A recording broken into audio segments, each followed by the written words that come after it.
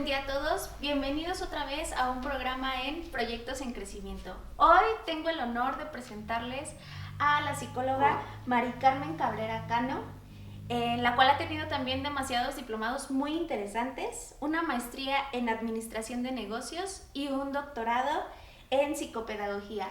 Lleva 10 años de experiencia dentro del campo laboral, así que bienvenida, psicóloga, un gran placer tenerla aquí en nuestro programa. Muchas gracias, Aileen, por invitarme, por tomarme en cuenta para platicar contigo y estar contigo en este espacio. Muchísimas gracias. Y pues bueno, la verdad es que tenemos muchísimas dudas hoy en día hablando sobre este contexto de emociones.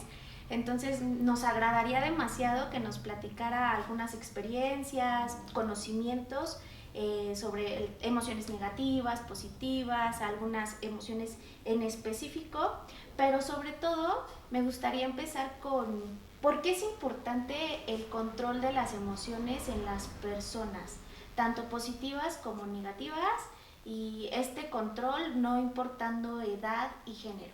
Bueno, es muy importante primero saber el concepto como tal de lo que son emociones.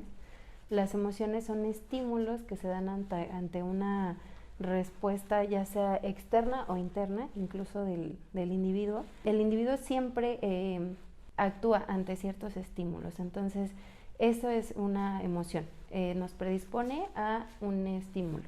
Entonces es importante siempre conocer las emociones, hay que dividirlas en dos, emociones positivas y emociones negativas.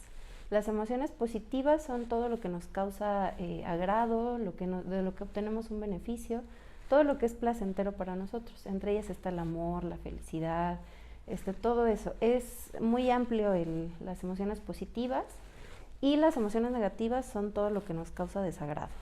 Muchos autores actualmente ya han tocado lo que es como decías, el reconocer y además el controlar nuestras emociones. Entre ellos, pues, por ejemplo, Goleman, Cooper, que tienen como en particular ciertos libros que hablan de la inteligencia emocional. De hecho, ahorita la inteligencia emocional no solo se aplica en el área clínica, sino también en el área laboral, en el área social y en muchos aspectos. También están ahorita haciendo mucho énfasis en el área educativa.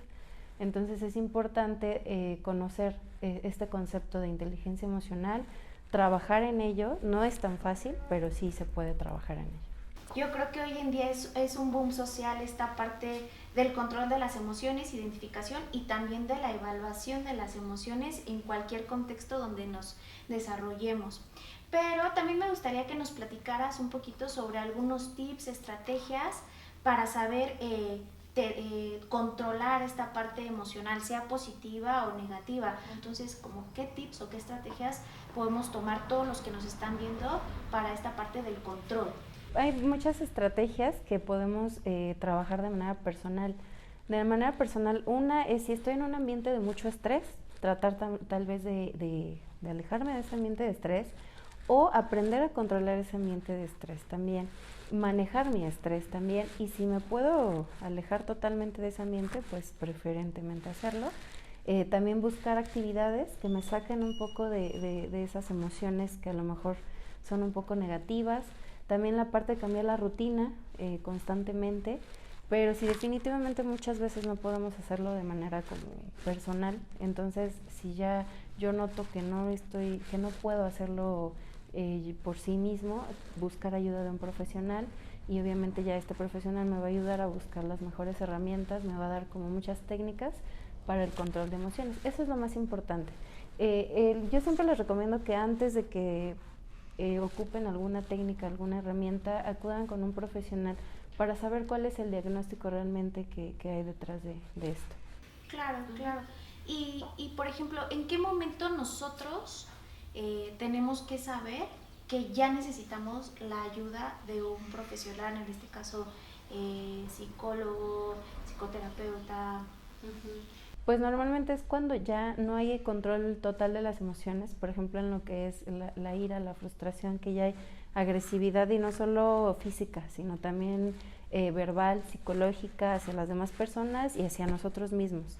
que definitivamente ya no puedo controlarlo, que mis impulsos ya no tienen control, que ya estoy haciéndole daño incluso a mi familia, en mi trabajo, a las personas que me rodean.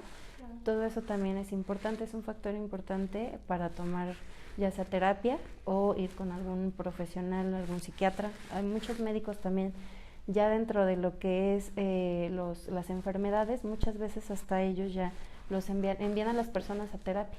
Entonces es importante darnos cuenta que estos pequeños factores que ya se van acumulando y que también como persona ya no me siento tranquilo, ya no estoy en condiciones a lo mejor, y que sobre todo que noto que está afectando en toda mi vida, eso ya es un factor para asistir también a terapia y buscar ayuda profesional. Y por ejemplo, ahorita que estamos con esta parte todavía de la pandemia a nivel mundial, ¿qué pasa hoy en día en la rutina de las personas con la frustración y la ira? Son un poco diferentes, aunque también van de la mano, porque la frustración es normalmente cuando la persona se siente insatisfecha. Ajá. Y la ira ya es como un poco la consecuencia ya de la frustración. Y puede llegar ya muchas veces la ira a tener un descontrol y ya puede llegar hasta el punto de la agresividad. Estas situaciones hay que tener también mucho cuidado y hay que aprender a controlarlas, tanto frustración y como ira. Si no aprendemos a controlarlas, obviamente vamos a tener, lo primero es evitar el éxito con las personas que nos rodean, sobre todo no vamos a ser aceptados, ¿por qué? Porque ya tenemos estas conductas, y a nivel también, como te decía, nos afecta a nivel escolar, a nivel laboral y muchas veces a nivel social también. Entonces hay que tener mucho cuidado con estas situaciones. Cuando ya lo notamos, también hay que empezar a buscar ayuda profesional, o si notamos que alguien de nuestra familia tiene como síntomas de estas situaciones, ayudarlo, que busque ayuda, o nosotros también ayudarle a que busque ayuda profesional. Y por ejemplo, teníamos ahí algún debate dentro de las terapias, tanto con adultos como con adolescentes, y nos preguntábamos esta parte de ansiedad y depresión, o de ira y frustración, pero en esta parte de ansiedad y depresión, ¿es lo mismo? Estos dos temas también ahorita justo con la de la pandemia fueron temas que están prácticamente muy de moda. La depresión y la ansiedad sí también son cosas diferentes, aunque algunas veces se presentan juntas, y ahorita te explico el por qué. Dentro de la depresión existe la situación de que ya no hay motivación, ya no hay ningún tipo de anhelo, tampoco, sobre todo las ganas hasta de comer desaparecen, hay una pérdida de peso muy importante, pérdida de cabello, muchas situaciones relacionadas a lo fisiológico, y obviamente aquí lo más grave es que la persona empieza a tener ideas suicidas, o también empieza a tener como algunas ideas relacionadas con la muerte. Entonces ya ahí hay que tener mucho cuidado. En la depresión también hay niveles, entonces hay depresiones que obviamente es fácil trabajarlas, hay otras que se lleva un tiempo, incluso hay algunas depresiones que requieren ayuda de psiquiatra y que ya requieren tratamiento farmacológico. Y pues bueno, también fíjate que aquí en debate con nuestros pacientes adultos y adolescentes también nos ha entrado mucho el interés por esta parte actual, y que yo creo que siempre ha existido, pero ahora también es como un boom social, esta parte de la ansiedad y el estrés. ¿Cuál va primero? ¿Van de la mano? ¿Son totalmente diferentes? ¿Cómo identificar que tengo ansiedad, o cómo identificar que ya del plano de ansiedad pasé a esta parte del estrés? ¿Qué pasa en estos dos conceptos? Bueno, estos conceptos, también derivados de la pandemia, se han dado a conocer más, se ha hablado más de estos temas. Entonces, la ansiedad es obviamente cuando las personas tienen miedo, sobre todo, y creen que ya no tienen control de sí mismas. Eso es inicialmente, y también la ansiedad se presenta porque la persona está tensa la mayor parte del tiempo, está siempre buscando algunas alternativas para sentirse mejor de alguna manera. Entonces la ansiedad se presenta además en diferentes situaciones. Entonces cada persona que tiene ansiedad lo demuestra de manera distinta. Hay tipos de ansiedad también, entonces para eso siempre es importante cuando empezamos a sentir este tipo de situaciones. Lo más importante en la ansiedad es que la persona se siente fuera de sí, entonces no tiene control ya de ella, y ahí es cuando hay que asistir con un profesional para que nos haga el diagnóstico de que realmente qué es ansiedad y qué tipo de ansiedad es y cómo podemos trabajar. Ok, y por ejemplo, cambiando un poquito, ¿qué podríamos recomendarle a todo el público que nos esté viendo? A lo mejor no en esta parte solo de la ansiedad y la depresión, sino también, por ejemplo, del estrés, porque hoy en día, bueno, anteriormente, antes de la pandemia, el estrés era a lo mejor por el tráfico, por el exceso de trabajo, pero ahora toda nuestra rutina, creo que de la mayoría de las personas, cambió. Entonces, yo considero, y tengo muchos pacientes y conocidos que actualmente se estresan ya por cualquier detonante dentro de la rutina. ¿Qué tips han funcionado dentro de tu campo laboral con tus pacientes, dentro de tus experiencias, para cuando tenemos estrés en el día? Estrés en el día, por ejemplo, al final del día sirve mucho realizar una actividad física, que cambie mucho, un deporte, algo que realmente me llame la atención y que sé que realmente voy a realizar, o que me voy a comprometer a ir constantemente. ¿Por qué? Porque me saca totalmente de lo que es mi rutina. Entonces ahí es algo muy importante. Si yo me dedico a estar todo el día en la oficina y voy y practico un deporte, eso es lo mejor que podemos hacer. Eso es algo inicial. No todo el mundo le gusta el deporte, entonces buscar a lo mejor un hobby. No sé, coleccionar algo, buscar información sobre algo, pero que sea algo totalmente diferente a lo que normalmente hago en todo el día. Eso también, las técnicas de relajación funcionan mucho, incluso hasta algunas personas, no a todos, les funciona mucho también lo que son clases de yoga, todo eso funciona también muchísimo. También la parte de buscar obviamente ayuda profesional, nuevamente asistir a terapia constantemente, a lo mejor y no es cada semana, pero tal vez cada 15 días o una vez al mes, cada que a lo mejor puedo, y también que el terapeuta lo indique. Y esas son como algunas formas de manejar el estrés. Y obviamente, pues, como te comentaba al inicio, si yo estoy en un ambiente en el cual me genera estrés, ansiedad y todas las emociones negativas, tratar de cambiar ese ambiente, de moverme de ese ambiente, y si no me puedo mover, pues aprender a manejarlo, claro, que eso es lo principal en todas estas situaciones, manejar estas situaciones que me generan estrés, que me generan ansiedad. Y obviamente ya si aprendo a manejarlo, pues va a ser mucho más fácil para mí desenvolverme en todos los aspectos de mi vida. Claro, y aquí volvemos a regresar a esta parte ya con todo lo que nos platicaste del control de las emociones, ¿no? La importancia y también el saber expresarlas. Creo que no todas las personas tienen esta habilidad de expresar sus emociones, y muchas otras sí. Entonces desde ahí como la parte de la identificación y del control. Y pues bueno, finalmente me gustaría que compartieras con tu público un poquito sobre también qué hacer para buscar estrategias positivas, porque normalmente, y como lo mencionabas, nos da ese temor al cambio, ¿no? Entonces preferimos como vivir estresados, pues a lo mejor no visualizamos que tenemos más puertas abiertas. Entonces, cuando te llega algún paciente a terapia, ¿cómo lo motivas a que pues tenga estrategias positivas dentro de su vida? Pues es inicialmente que le pierdan el miedo a la terapia, porque muchas personas tienen mucho miedo a lo que es la terapia, le tienen miedo a algo desconocido, porque realmente no saben qué es lo que hacemos dentro de terapia. Lo que yo les recomiendo es que si en algún momento notan que ya no pueden manejar algo de lo que acabamos de platicar, asistan a terapia y obviamente descubran todo lo que hay dentro de la terapia, ¿no?